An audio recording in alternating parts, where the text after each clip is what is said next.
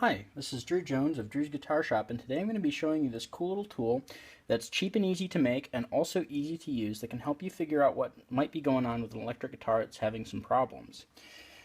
Especially if it's having this guitar's sort of problems where it's not producing any signal when plugged into an amplifier. Now, if you have a guitar that's not producing any signal when you plug it in, make sure that you have all the knobs turned all the way up.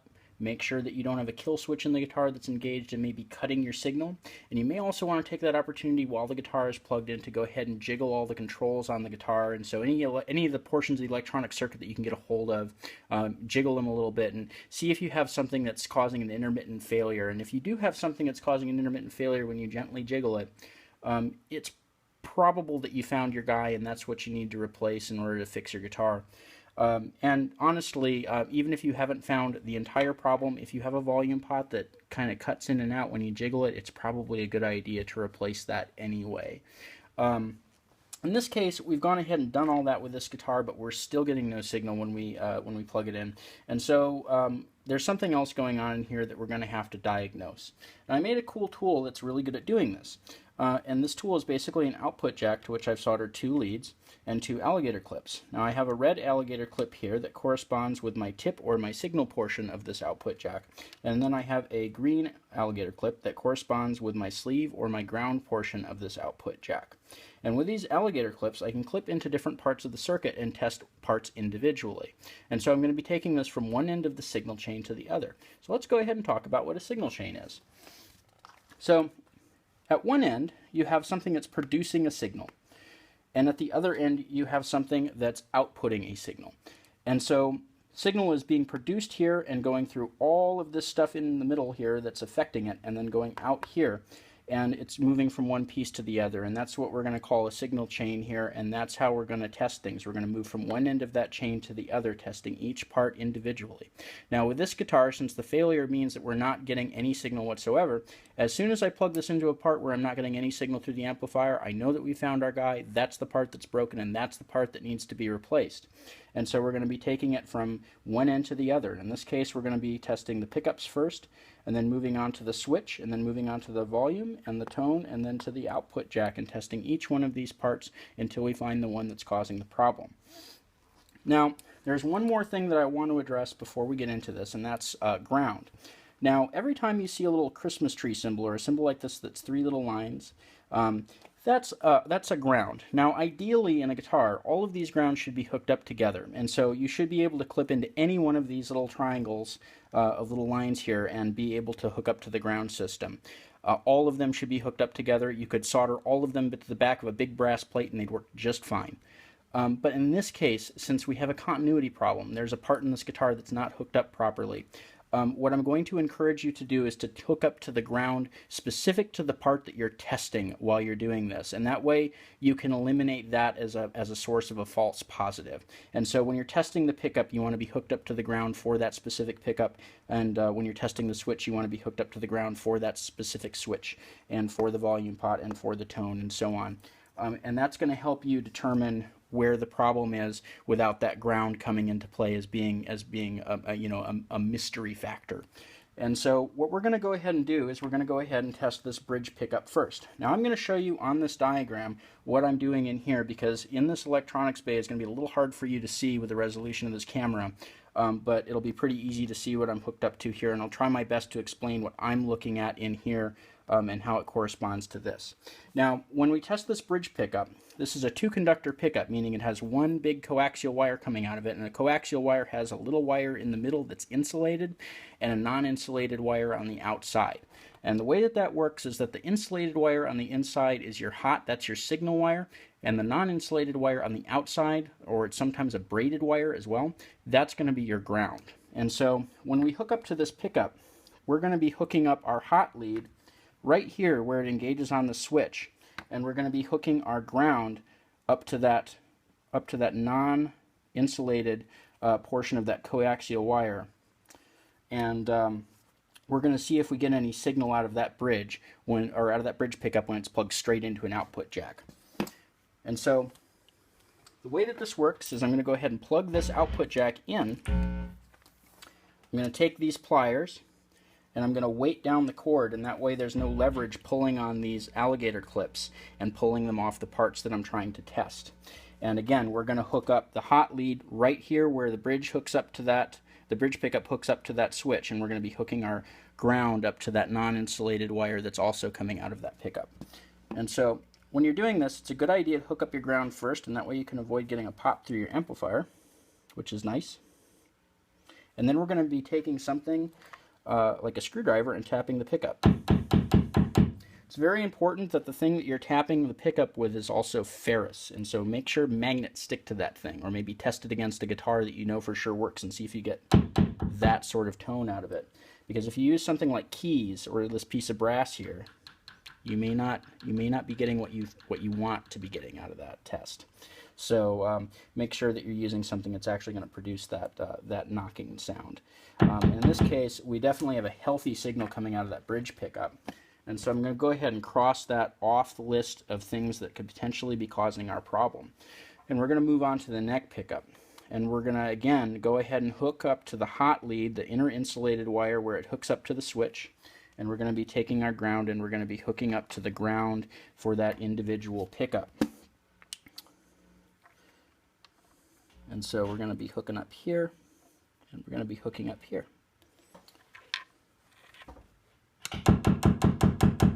And we're getting a nice healthy signal out of that neck pickup as well. And so we're going to go ahead and cross that off of the list of potential problems. Now the next part that we're going to be testing here is the switch. And in order to test the switch, we need to figure out where the output is for the switch. And this is going to help you diagnose things, you know, many years down the line, this particular little trick, which is to find the output for a particular part. Now the output for a particular part is going to be easy to find because it's the part, it is the lead that's going off of that part and moving to the next. And so since this middle pin here has a lead that's coming off of it and going to the volume pot, which is the next thing in our chain, that's our output, and that's where we're going to be testing.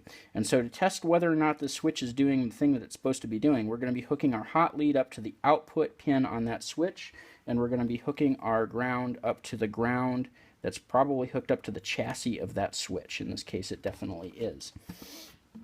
And so we're just going to be moving this hot lead to that middle of the pickup. Now, you'll note that I have this pickup selector in its middle position, meaning that I should be getting a signal off of both of the pickups if the switch is working correctly. And so let's see if that's the case. Yep, and we're getting nice healthy signals out of both pickups. Now let's go ahead and test the positions on this switch. And so we're going to move it to one extreme end of its throw, and we're going to test one of the pickups. It seems like that position is the neck, but we're getting a signal out of there for sure. Now we're going to go ahead and switch that switch over to its other extreme end, and we're going to go ahead and test the pickups again. Yep, and that one is the bridge. And so we've tested that switch and eliminated it as a possible problem. We're getting a nice healthy signal out of that switch, and it's working as it should.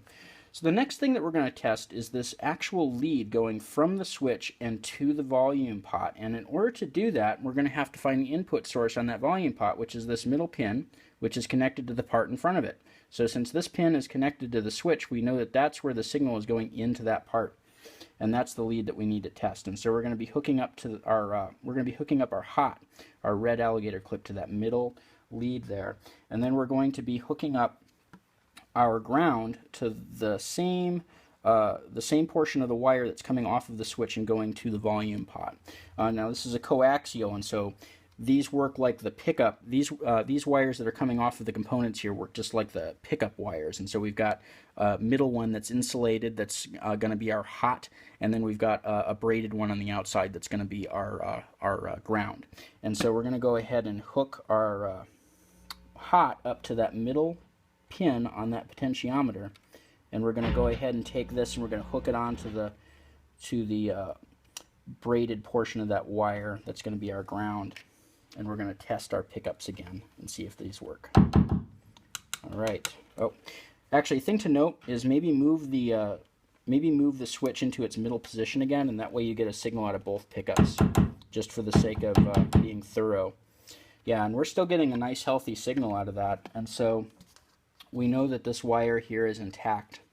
And now the next part here that we need to test is this volume potentiometer. And let me explain what's going on inside these potentiometers, because some of you may not know. So in here, there's a little strip of carbon that goes around on the inside, connects here, and then this one here is connected to a wiper, which contacts this at any point. But that little carbon strip that goes from pin 1 to pin 3, that is a really, really delicate little component, and that can break. If a volume pot gets hit really nice and hard, that little film of carbon can break, and it can cause exactly the sort of problem that we're having in this guitar, where it's not producing any signal. And so we're going to go ahead and we're going to test the component. And in order for doing that, we're going to have to find the output. And so the output in this case is going to be the part, again, that's moving from this component onto the next component. And so since we have a wire that's coming off of this pin here and going to the tone, we know that that's our output, and that's where we're going to be hooking our hot lead. Now we're going to be moving our ground to the grounded pin on this potentiometer. Now that's probably overkill, but just for the sake of being thorough, we're going to go ahead and move both. And we're going to test that potentiometer and see if we're getting signal through it.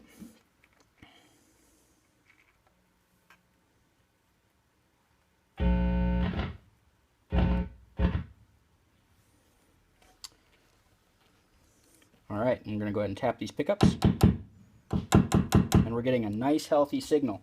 Now we're also going to test the potentiometer, and so what we're going to do is we're going to move this to its other extreme end of its rotation and see if it cuts signal, which it does. And then we're going to go ahead and move back, and we're going to turn that to about the middle point of its rotation and see if it comes up but a little bit quieter. And it absolutely does. And so most likely that potentiometer is intact. Let's go ahead and make sure that we're getting, yeah. Want to make sure to rotate that afterwards to get full volume out of it again, just to make sure that we have volume when we're testing the rest of the parts. Again, just as a matter of troubleshooting, make sure all your knobs are turned all the way up. But in any case, we've determined by testing it that this volume potentiometer is in fact working. And so that's not the problem. We're going to cross that off, and we're going to move on to this lead that's coming out of the volume and going to this tone. And we're going to go ahead and do that by hooking up our hot lead where it connects to the tone, so the input pin on that tone. And then we're also going to be hooking up to the ground on this tone pot. Now you may notice that there's a component here in between these two leads, and that other component here is the capacitor. And so what we're actually going to be doing here is testing a couple of parts at once. And so we're going to be making sure that this lead here is intact, and we're going to be making sure that this little tone circuit is intact at the same time, and we'll go one by one. The first thing that we're going to see is if we get signal, and that's going to tell us whether or not this lead here or the potentiometer is broken. And let's go ahead and do that by moving our hot lead to that input pin on the tone, and our ground to the back of that tone potentiometer.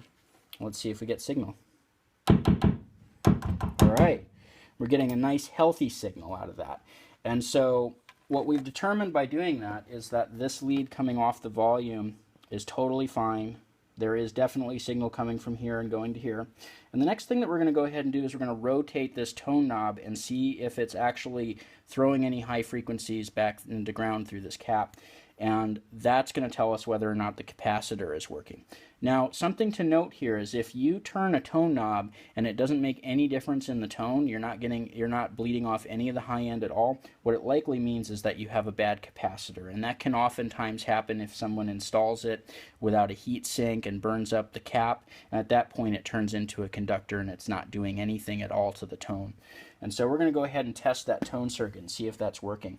And so we're going to go ahead and take this potentiometer and we're going to turn it all the way to the opposite extreme from where it is now, which is wide open.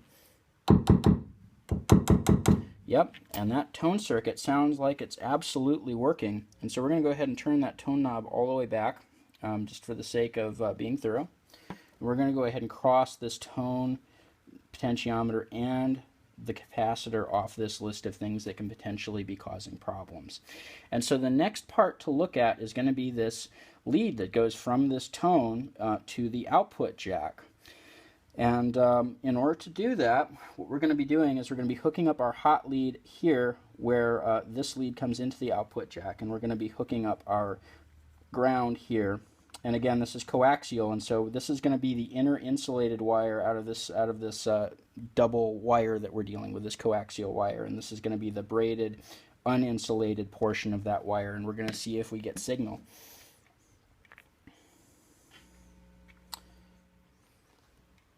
All right, there we go. And so we're going to go ahead and turn the guitar over and tap test these pickups again. And bam, nothing. We're getting nothing out of this guitar.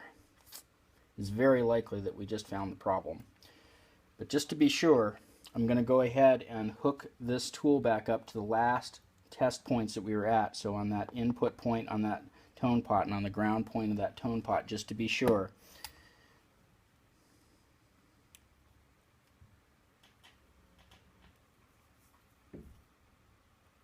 And then we're going to go ahead and we're going to test again. Yep. When we do that, we get signal again. And so I would say that beyond any reasonable doubt, we have pinpointed the problem to this last lead that we were testing here between the tone and that output jack. Because when we plugged in there, we didn't get any signal, and when we moved back, we got signal again. Now, I'm willing to bet that if I pull that wire up and I look at it real carefully, that we're going to find a physical break in that wire. So let's go ahead and look at that real quick. I'm going to go ahead and disengage this tool here real quick. I'm going to look. And yep, sure enough, underneath that cap, there is a broken wire. Now, this is a nice obvious broken wire, and wires that are broken are not always obvious. Sometimes they break in the insulation, and sometimes they break in a way that's really hard to see. This is a nice lucky case where we can just look at it and it's obviously broken. Now, even if you did have one that was broken in an unobvious way, this tool would pinpoint it because it's talking to the signal. It doesn't really care what you're looking at, and so that's what's really nice about this tool. Now, this tool here is not a very smart tool. It's actually a pretty dumb tool, and so it's going to be very good at diagnosing dumb problems. It's not going to be able to tell you the value of any of the components that you're using, any of the pickups or any of the potentiometers. But if you have a guitar that's coming in like this that has no signal whatsoever, this is the very first thing that I pull out of my drawer, and I do exactly what I just showed you how to do here, and 9 times out of 10 I find a part just like this broken wire that's just obviously completely busted and needs to be replaced. And this can also be used to diagnose some other problems too, but I may do some videos on that later on, and you know, if you think about it, you may be able to figure out what this is able to test for yourself. But anyway, this tool here is about $3 of material bought from Radio Shack, or you can order this stuff off of eBay and get it even cheaper than that. And if you have a guitar that's experiencing some dumb problems like this, I might recommend throwing one of these together and seeing if you might be able to snoop out that problem yourself. So anyway, this has been Drew Jones of Drew's Guitar Shop in Seattle, Washington. I hope you enjoyed this video. I hope you found it useful. There's a link to my website in the description for this video. And thank you very much for watching, and have a wonderful day.